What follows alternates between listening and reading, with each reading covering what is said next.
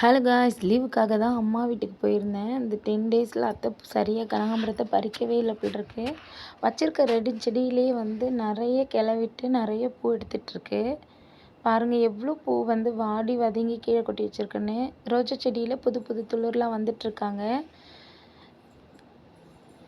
இங்கே பாருங்கள் எவ்வளோ பூ வாடி வதங்கி போயிருக்குன்னுட்டு. யாருக்காவது பறித்து கொடுத்துருந்தா கூட யூஸ் ஆகிருக்கும். அந்த செடியில் கையே வைக்காமல் மழை சீசன் வர போயிட்டு இருந்ததுனால செடியில் பூ பறிக்காமலே விட்டுட்டாங்க போல். நிறைய பூ பூத்து பூத்து அப்படியே கீழே வாடி வதங்கி கொட்டி போயிருக்கு வேஸ்டேஜஸாக.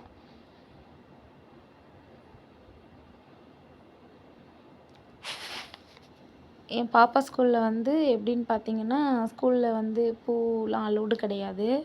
வீட்டில் இருக்கும்போது தான் வைக்கலாம். அதனால தான் பூவெல்லாம் பறிச்சிட்ருக்கேன். பாப்பாவுக்கு இன்றைக்கி அழகாக 2 ஜடை பின்னி விட்டு பூவெலாம் வச்சு பார்க்கலாமே அப்படின்ட்டு பறிச்சிட்ருக்கேன்.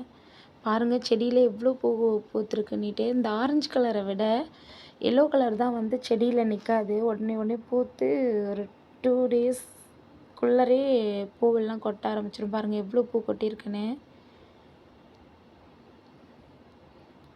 ஆனால் ஒவ்வொரு கொத்துலேயும் நிறைய பூ எடுக்குது. பாப்பா வெயிட்டிங்கில் குண்டா வச்சுட்டு வெயிட்டிங்கில் இருக்கா.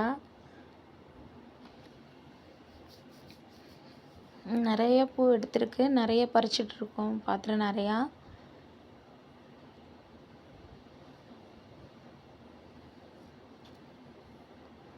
இந்த காஞ்சி போன பட்டு இருக்கு இல்லையா, இதெல்லாம் எங்கள் மாமா என்ன பண்ணுவாங்கன்னு பார்த்தீங்கன்னா, அழகாக கட் பண்ணி தூக்கி போட்டுருவாங்க. அதில் ஒரு பிரான்ச்சு அதில் புதுசாக பட் பூ எடுத்துகிட்ருக்கு. நானும் அதே தான் ஃபாலோ பண்ண ஆரம்பிச்சிட்டேன். இந்த காஞ்சி போன பூத்து முடிச்ச அந்த மாடல் இருக்கு இல்லையா, அதெல்லாம் கிள்ளி நீங்கள் போட்டுட்டிங்கன்னா அந்த இடத்துலேருந்து நியூ பிரான்ச் நிறைய பூ எடுக்குது. ஒரு செடி தான் வச்சேன், நல்ல பெருசு, நல்லா படர்ந்துருக்கு. நமக்கு போதுமான அளவுக்கு பூ எடுக்குது. இதில் மஞ்சள் கனகாம்பரத்தை மட்டும் பாப்பாவுக்கு வச்சு விட்டாச்சு.